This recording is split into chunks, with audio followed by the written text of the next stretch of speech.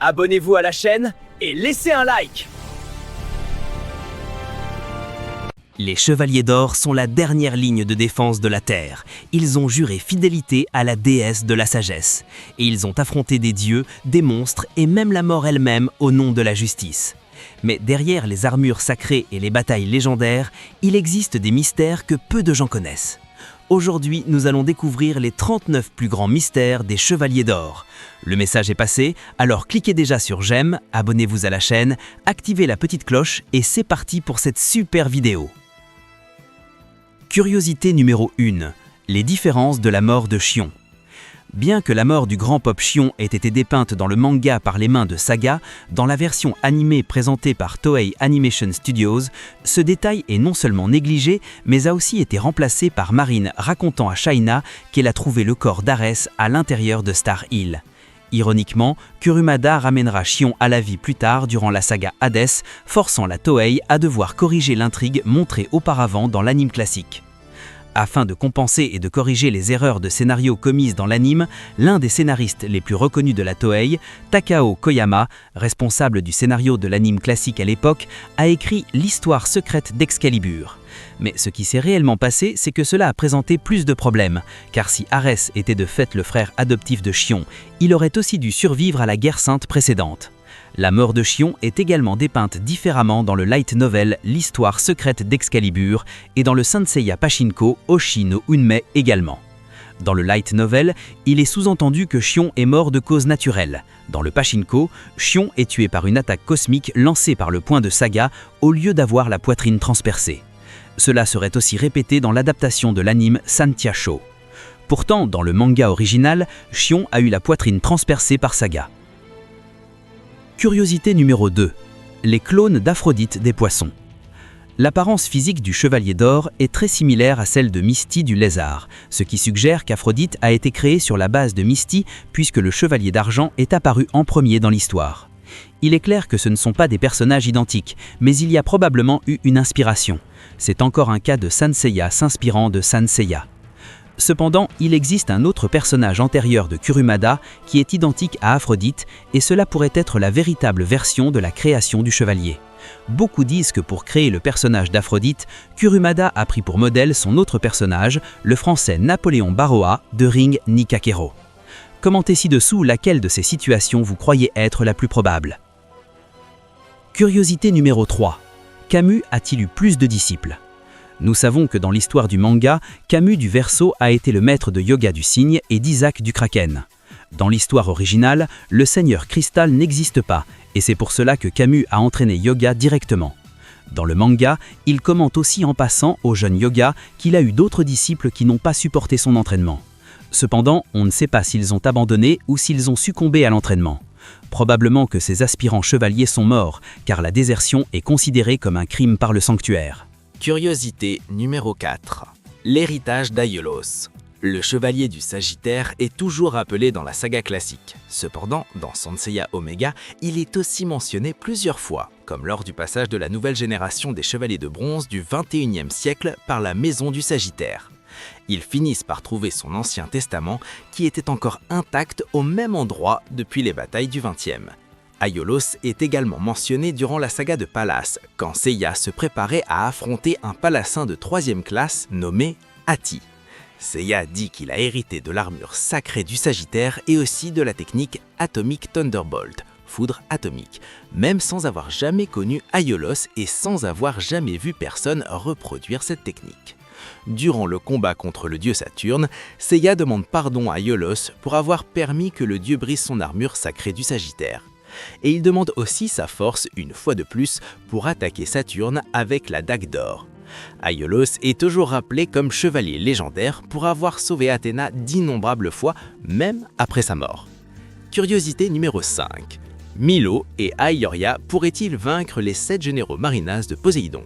Comme dit dans la saga de Poséidon, Milo croit que s'il unissait ses forces avec Aioria, tous deux pourraient vaincre les 7 généraux marinas de Poséidon avec facilité. Et les amis, cette pensée n'est pas tout à fait fausse.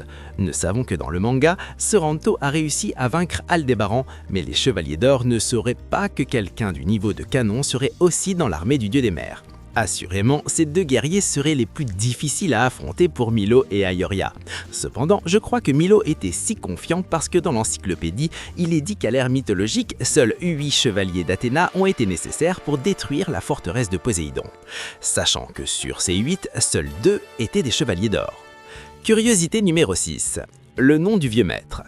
Bien que dans le manga son nom ait été révélé à la fin de la bataille des 12 maisons, pour ceux qui suivaient seulement l'anime, son vrai nom n'a pas été dit avant la saga Hadès, quand Sion l'utilise pour se référer à Doko. En parallèle, Doko est le premier à appeler Sion par son nom aussi, lui qui était connu seulement comme l'ancien grand pop du sanctuaire. Curiosité numéro 7.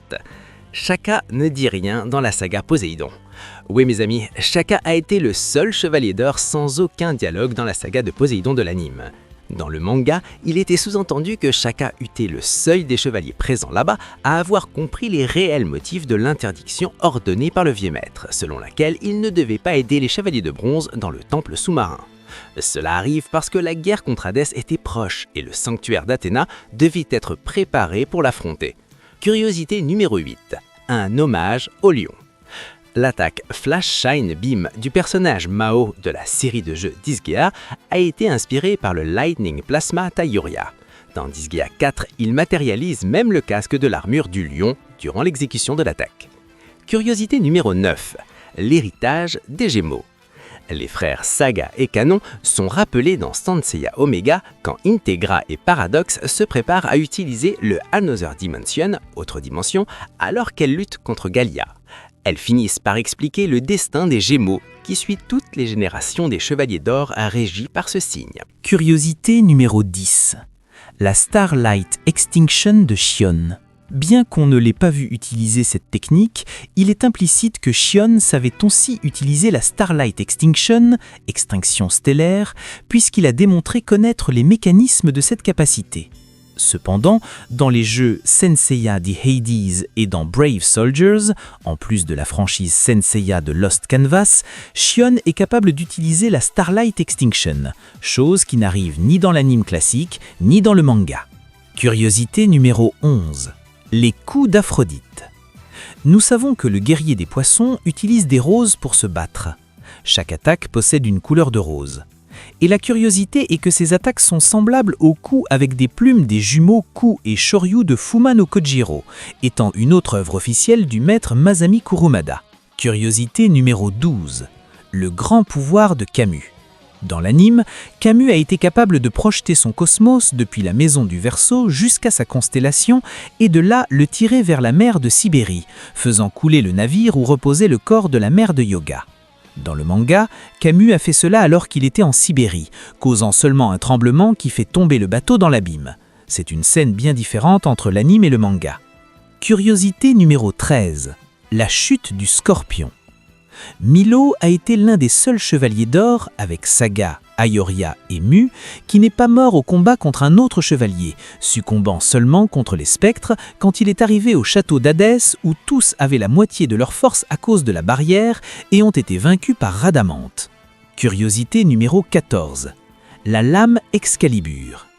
L'épée sacrée de Shura a été transmise au bras de Shiryu avant sa mort. Elle avait un tranchant si fort qu'elle a coupé la lance et les écailles de Chrysaor avec une seule attaque. Cependant, la version de l'épée de Shiryu n'est pas aussi définitive que celle de Shura et réside seulement dans son bras droit, tandis que celle de Shura peut être utilisée par n'importe quel endroit de son corps. Curiosité numéro 15.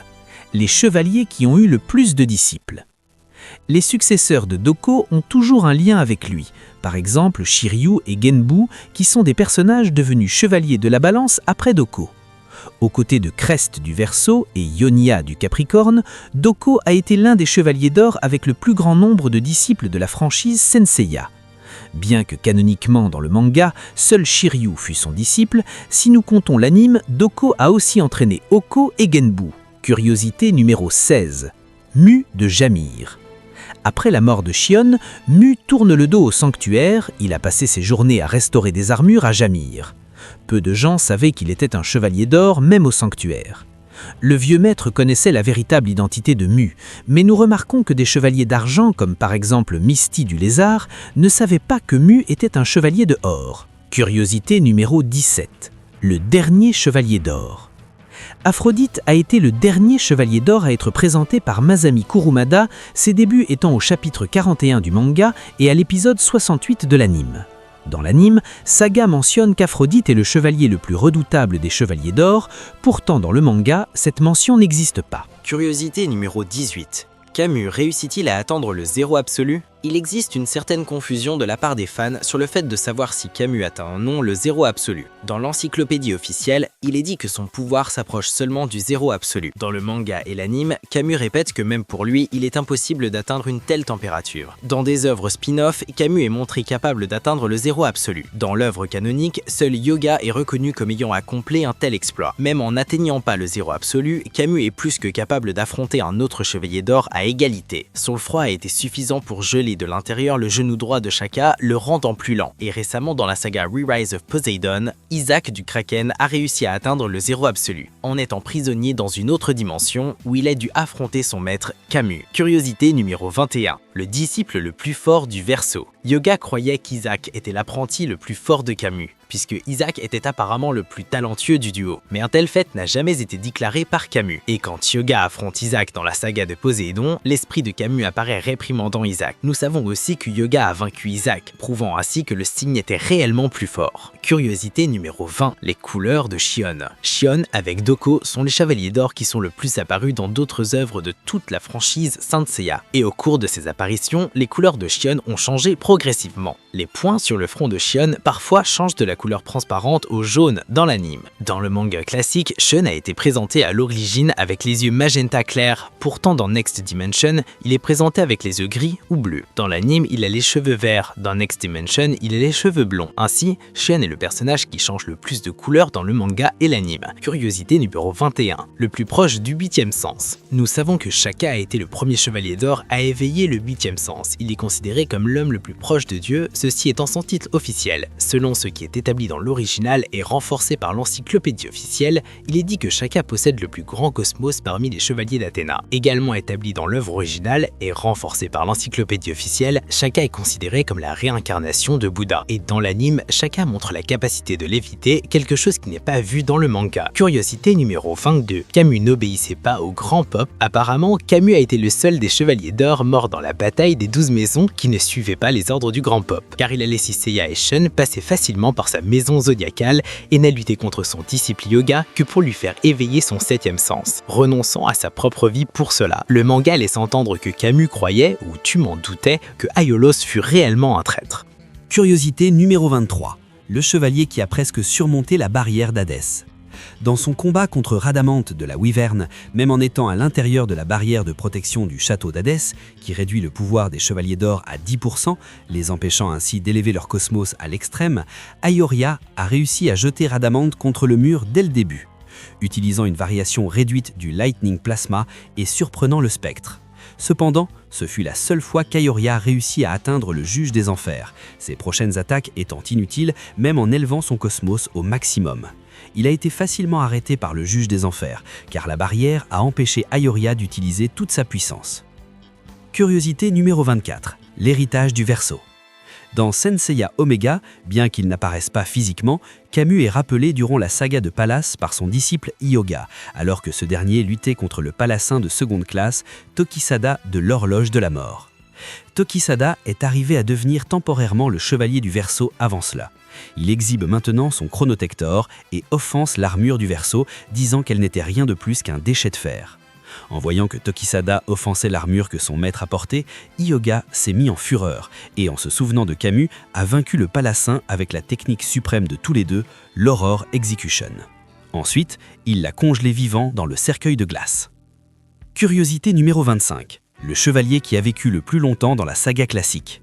Doko est le chevalier qui est resté vivant le plus longtemps dans la saga classique, étant donné que Shion est mort des années avant lui.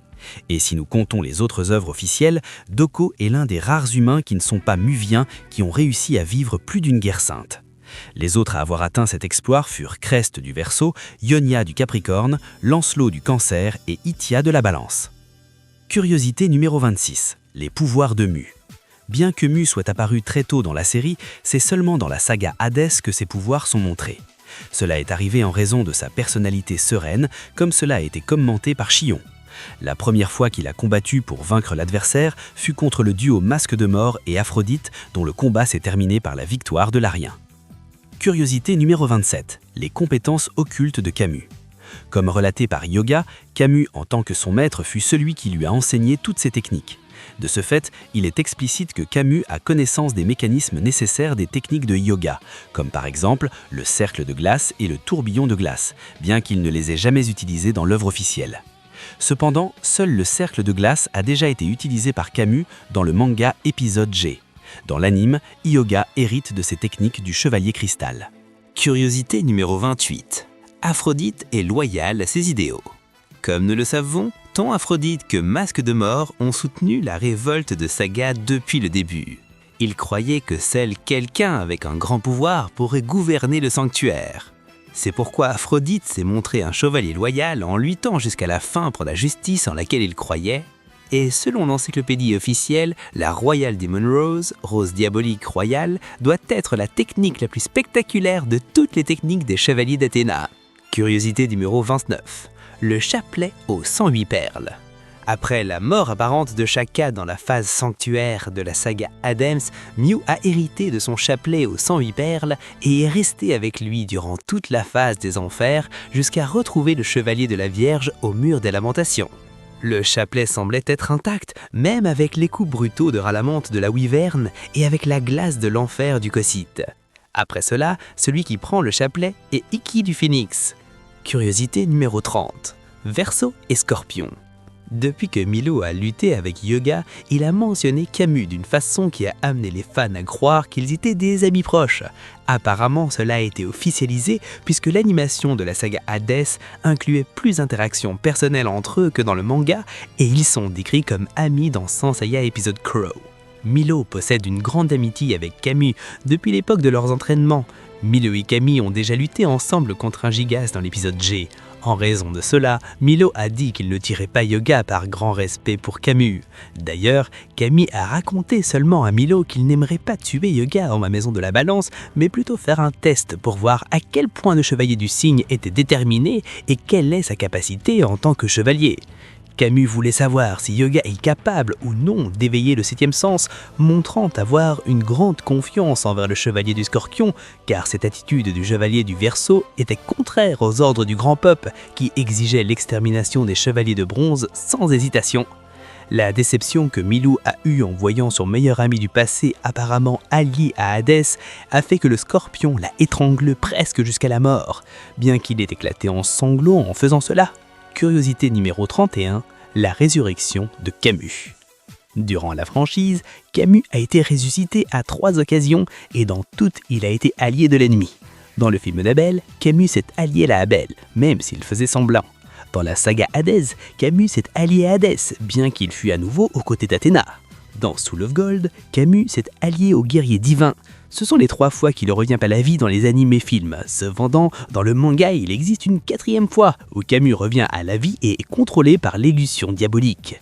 Cela arrive dans le manga épisode 10 Assassin, où Yoga, avec l'aide d'Isaac, finit par arrêter son maître. Curiosité numéro 31, la résurrection de Camus. Durant la franchise, Camus a été ressuscité à 3 occasions, et dans toutes, il a été allié de l'ennemi. Dans le film d'Abel, Camus est allié à Abel, mais s'il faisait semblant. Dans la saga Hadès, Camus est allié à Hadès, bien qu'il fût à nouveau aux côtés d'Athéna. Dans Soul of Gold, Camus est allé au guerrier divin. Ce sont les 3 fois qu'il revient à la vie dans les animés films. Cependant, dans le manga, il existe une 4e fois, où Camus revient à la vie et est contrôlé par l'illusion diabolique. Cela arrive dans le manga épisode G Assassin, où Yoga, avec l'aide d'Isaac, finit par arrêter son maître. Curiosité numéro 32, le bandeau rouge d'Aiolos. Le bandeau d'Aiolos, considéré par beaucoup comme un composant iconique de son visuel, n'est jamais apparu dans le manga. Il a été créé par les dessinateurs de l'anime classique pour le visuel du personnage dans l'adaptation. Curiosité numéro 33, l'amitié entre le lion et le scorpion. Aioria et Milo semblent aussi être très proches, principalement dans les images officielles de Saint Seiya. Ils sont près l'un de l'autre dans la majorité d'entre elles. Même dans la saga Saint-Hyacinthe, nous avons cette perception, où Milo du Scorpion finit par sauver Aioria. Ainsi, malgré les différences qu'ils ont eues dans le passé, comme par exemple la fois où Aioria a accepté la mission du Grand Pop à la place de Milo, nous voyons que tous deux finissent par devenir de grands amis, comme par exemple quand tous deux voulaient attaquer le temple de Poséidon ensemble. Et malgré les divergences, Aioria a aussi une grande amitié avec Mu du Bélier. Curiosité numéro 35, l'assassin du sanctuaire. Dans le manga, Aphrodite est allée jusqu'à l'île d'Andromède et a vaincu seul Daïdalos de Céphée, qui est le maître de Shun dans le manga. Mais dans l'anime, celui qui a vaincu le chevalier de Céphée est Milo du Scorpion, et Aphrodite est apparue seulement pour aider Milo pour garantir la victoire du Scorpion sur le maître de Shun. Cela parce que, même étant du rang d'argent, Albior était aussi fort qu'un chevalier d'or. Cela parce que, même étant du rang d'argent, Albior était aussi fort qu'un chevalier d'or. Curiosité numéro 36, le disciple du bélier. Dans la saga classique, Mu est le seul chevalier d'or qui possède un disciple auxiliaire avec lui, dans la maison du bélier, le jeune nommé Kiki. Cependant, dans le manga épisode G, nous voyons qu'Aioria possède aussi des serviteurs qui habitent dans la maison du lion. Curiosité numéro 37. Kurumada révèle pourquoi Hylos n'est pas revenu à la vie. Selon une interview de Masami Kurumada pour le Signcloth Chronicle, la raison pour laquelle Hylos n'a pas été ramené dans la bataille d'Hadès est que le faire travailler aux côtés de Saga après tout ce qui s'est passé trahirait dès le début que la mission avait en réalité une bonne cause. Du point de vue de l'histoire, il est possible d'imaginer qu'Hadès ne prendrait pas la peine de lui tendre la proposition connaissant sa loyauté pour Athéna et tout ce qu'il avait fait pour la sauver, sacrifiant de bon gré sa propre vie. Curiosité numéro 38, la technique développée par Mu. Dans l'animé, l'armure du bélier de Mu a été la seule à ne pas être détruite par Rhadamante durant son combat, celui de Milo et d'Aioria, contre le spectre au château d'Hadès. Et apparemment, Mu a développé seule la technique du filet de cristal, Crystal Net, car son maître Chion n'a pas démontré posséder cette capacité. Curiosité numéro 39, la langue de Camus. La langue maternelle de Camus est le français. Puisqu'il est né en France, et récemment dans l'édition finale du manga, Camus est vu écrivant un avertissement pour Yoga dans cette langue sur le sol de la toundra sibérienne. Vous avez aimé ces curiosités? Commentez ci-dessous pour que je le sache, et bien sûr, merci d'avoir regardé jusqu'à la fin. Et à la prochaine! Brûlez votre cosmos jusqu'à l'infini!